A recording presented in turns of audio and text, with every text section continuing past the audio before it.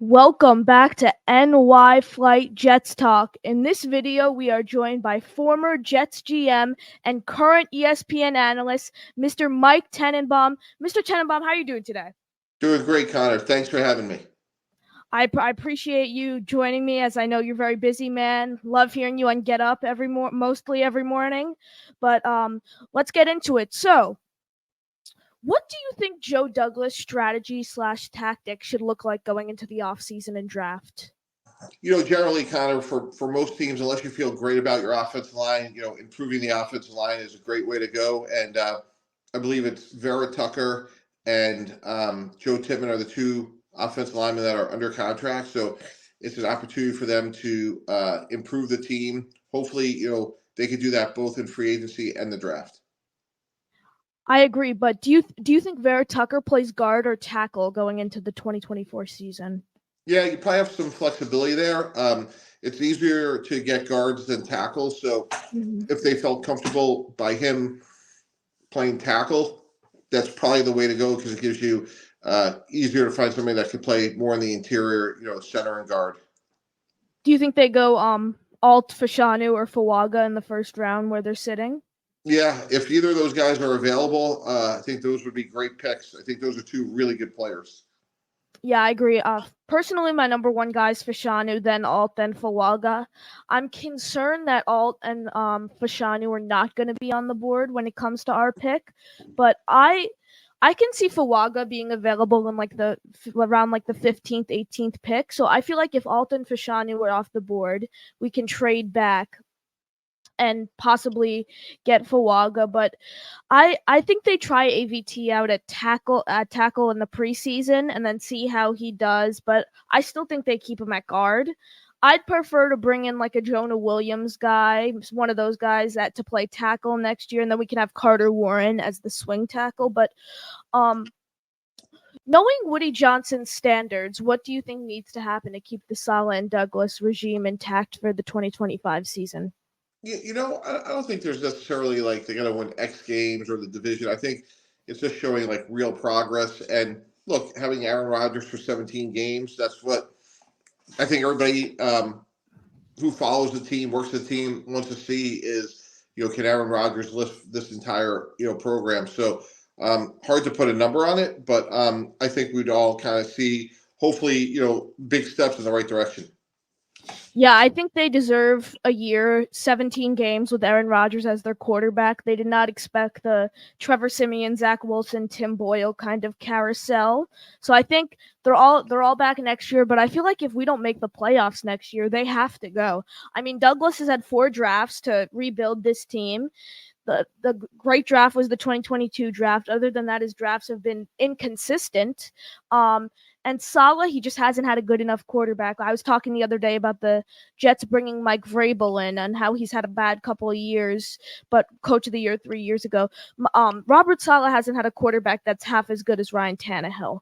Ryan Tannehill's not a great quarterback, but Robert Saleh just hasn't had any talented quarterbacks, and his talented quarterback is going to be Aaron Rodgers next year.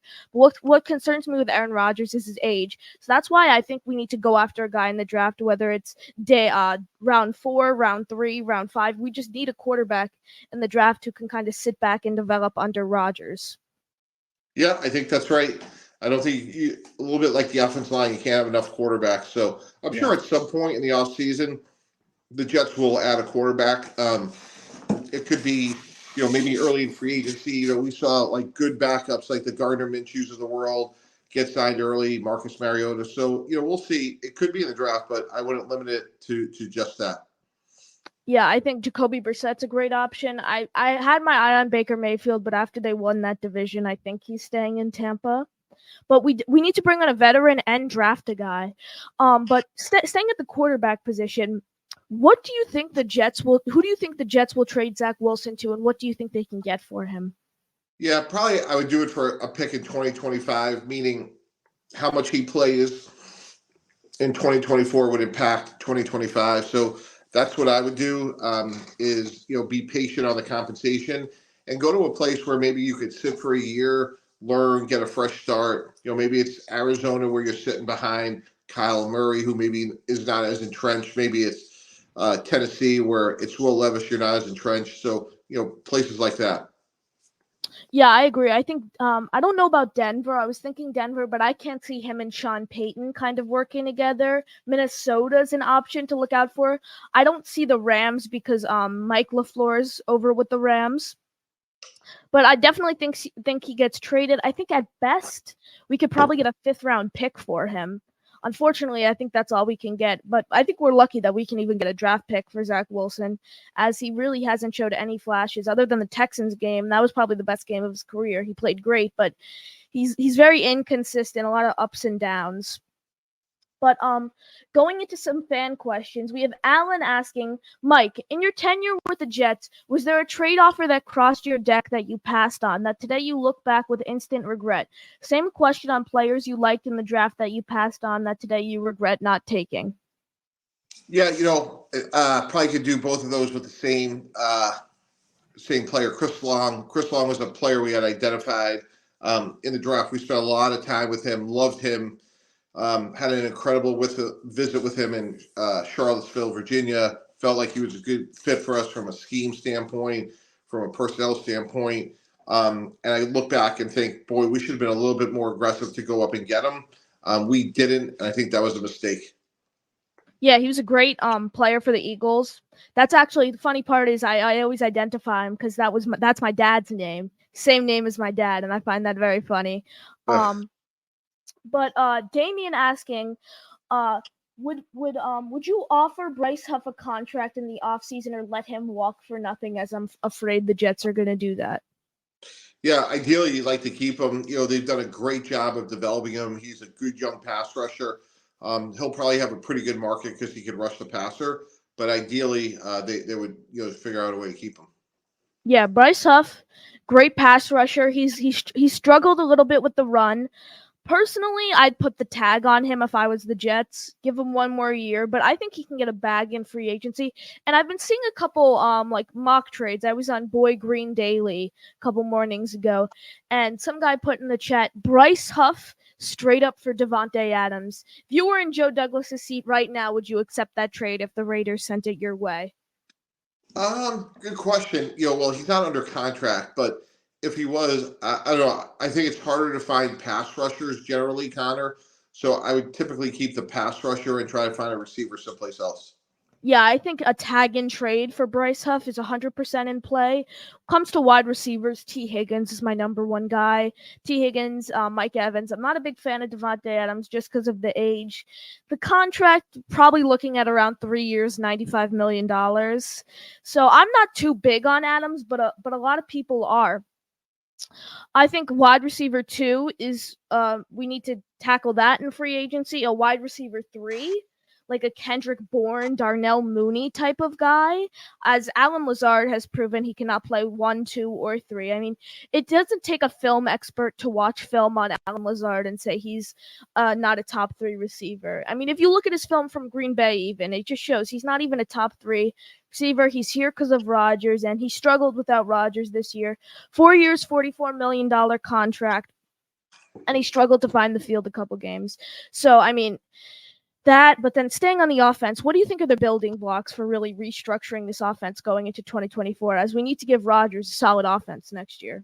Yeah, again, it goes back to the offensive line. At least one more tackle, another guard. And left tackle will be the biggest decision. I'm assuming they don't bring Becton back, but I think we're gonna we'll wait and see how that plays out. I don't think Becton deserves to be back. I mean, he stayed healthy for the first time in his career, but he wasn't productive when he was healthy. And I don't think Laken Tomlinson deserves to be back either. 13 pressures allowed against the Commanders. The fact he was Joe Douglas's biggest free agent signing 2 years ago is unfortunate. He's an older guy, but I don't think he deserves to be back. Someone I think 100 who's older, who 100% deserves to be back on a 1-year vet minimum. Well, not minimum, but like a veteran deal 1 year. Solomon Thomas on the defensive side of the ball. He's great on the run, solid on the pass. I think he needs to be back. I think our rotation of defensive linemen is solid. I mean, look, we have Carl Lawson, who's basically been a healthy scratch every game. He's a number 1, number 2 type of guy on any other team in the league. Yeah. Yeah, no, there's depth there. They've done a really nice job with their front seven, Connor. So you have to think about. Well, we like to keep Brees Hall, but excuse me, Brees Huff, but we got to figure out if that's something we could afford. I would make him a priority because he's so good rushing the passer, but making sure the offensive line is intact to me would be job one. Yeah, the defense. Joe Douglas has had incredible finds, whether it's Bryce Huff, undrafted free agent. Quincy Williams, who just made the All-Pro team, claimed off waivers from the Jaguars. But then going to the offensive line, he hasn't been particular great. I mean, Mekhi Becton is leading the league in sacks, and Andre Dillard is same with Mekhi Becton. Andre Dillard was Joe Douglas's draft pick for the Eagles. So Joe Douglas isn't really that experienced when it comes to offensive line, but he's done a great job with the defense. Yeah, he didn't have final say with Philly, so we got to be a little careful on the Andre Dillard analysis. Yeah, but I mean, he still had input on it. Like, but Mekhi Becton, though, he just can't. Like, I was never a big fan of that pick. I always wanted CD Lamb or Jerry Jeudy. Probably looking back, CD Lamb would have been the best option, as Jerry Jeudy hasn't been incredible. But the offense just needs to be rebuilt, starting with the offensive line and definitely another receiver. I think. Oh, there we go. All right, Mike, thank you so much. Connor? Yeah, can you hear me? Hey, Connor? Yeah, can you hear me? Yeah, I lost you there for a second. Can you ask your next question? Yeah, I just think we need to rebuild this. The starts with the offensive line, like you said. Wide receivers definitely a big priority. Backup quarterbacks, a big priority, and I think the defense is set. So, Mr. Tannenbaum, thank you for joining us. Any final thoughts? Yeah, thanks so much for having me. I appreciate your passion and have a great day. You too. I know you're very busy, so I appreciate you joining us. And JETS, Jets. Thank you guys for watching. We'll see you on the next one.